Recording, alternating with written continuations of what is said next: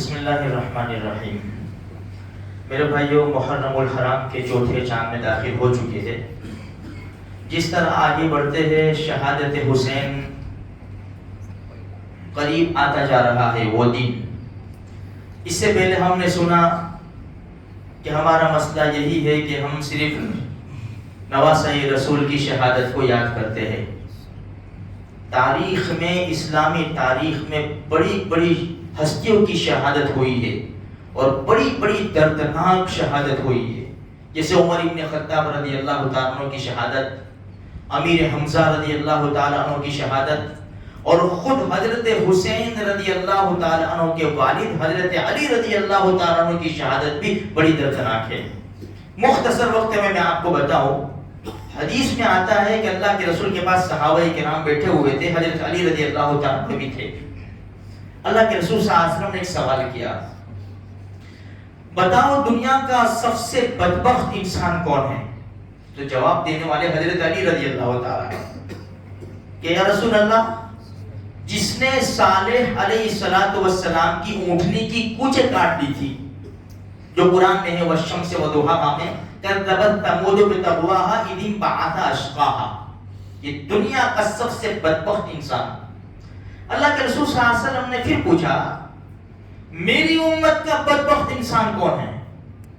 سب خاموش ہو گئے۔ تو نبی کریم صلی اللہ علیہ وسلم نے حضرت علی رضی اللہ تعالیٰ عنہ کے سر کی طرف اشارہ کر کے کہا کہ میری امت کا بدترین انسان وہ ہے جو یہاں پر تلوار مار کر تیرے خون سے داڑھی کو رنگین کر دے گا، یہ میری امت کا بدبخت انسان ہے۔ یہ جب اللہ کے رسول نے فرمایا نا، اس کے 30 سال کے بعد، 30 سال، اب وہ کیسا معاملہ ہوا میں آپ کو سمجھاؤں، اس لیے تھوڑا سا وقت لوں گا کہ ہماری سمجھ میں آوے۔ حضرت علی رضی اللہ تعالیٰ عنہ جب خلیفہ تھے، عثمان ابن عفان رضی اللہ، عمر ابن خطاب کی دنیا سے پردہ فرمانے کے بعد پورا دہم بہم ہو گیا اور فتنے رونما ہو گئے۔ حضرت عثمان کی شہادت بھی بڑی دردناک ہے۔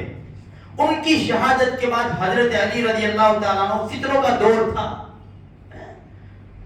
حضرت علی رضی اللہ تعالیٰ عنہ کے ساتھ بہت بڑی تعداد تھی، چل رہے تھے، مان رہے تھے بات۔ ایک مسئلے میں حضرت علی کے ماننے والے ہی حضرت علی کے خلاف ہو گئے، بہت بڑی تعداد خلاف ہو گئی کہ فیصلہ تمہارا غلط ہے۔ حضرت علی نے بہت سمجھایا، سمجھانے کے بعد کافی لوگ آ گئے، واپس آ گئے۔ جو لوگ نہیں آئے انہوں نے ادھم مچائی اور بہت فتنہ فساد کیا، تو حضرت علی رضی اللہ تعالیٰ عنہ کو طاقت کا استعمال کرنا پڑا۔ اس میں ایک جنگ ہوئی جس کو جنگ نہروان کہتے ہیں۔ بہت بڑی تعداد میں دشمن ختم ہو گئے، کچھ رہ گئے، کچھ، اب یہ اصل بات ہے، کچھ رہ گئے۔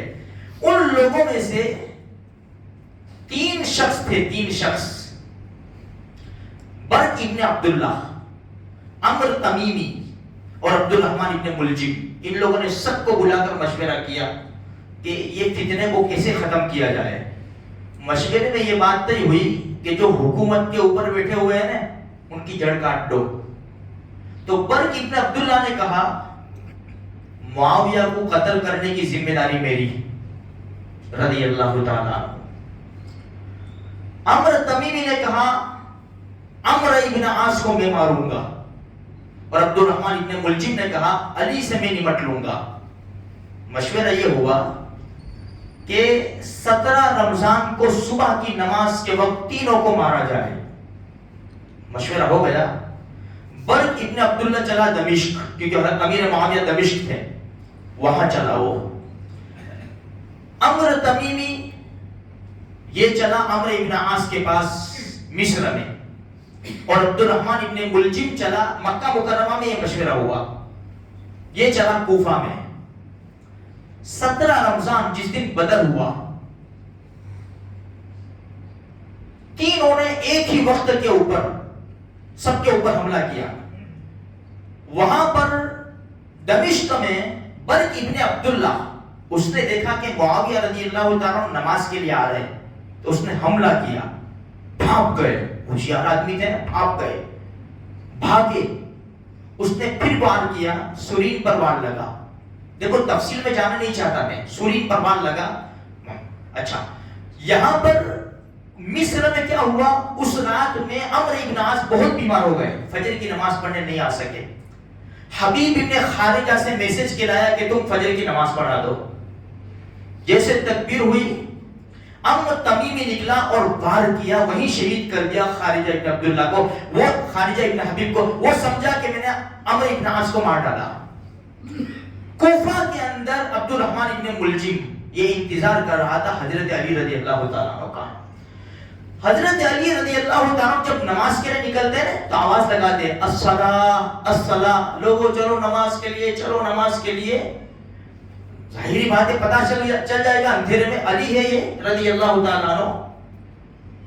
تو عبد الرحمن ابن ملجم نے حضرت علی رضی اللہ تعالیٰ عنہ کے اوپر وار کیا، وار کر کے بھاگا تو پکڑ لیا گیا.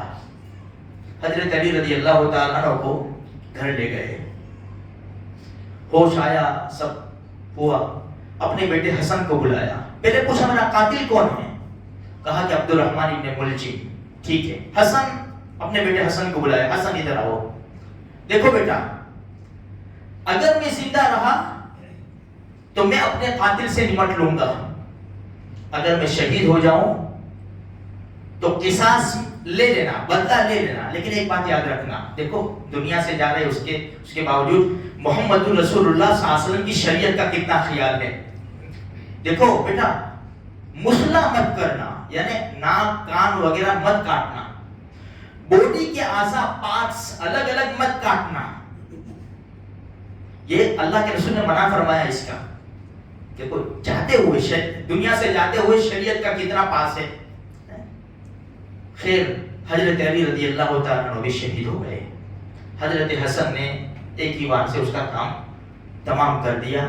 میرے بھائیوں اتنی دردناک شہادتیں جس قوم کے اندر موجود ہو وہ قوم کیسے ناچ سکتی ہے؟ بتاؤ کیسے ناچ سکتی ہے، کیسے کود سکتی ہے، کیسے خوشیاں منا سکتی ہے وہ قوم.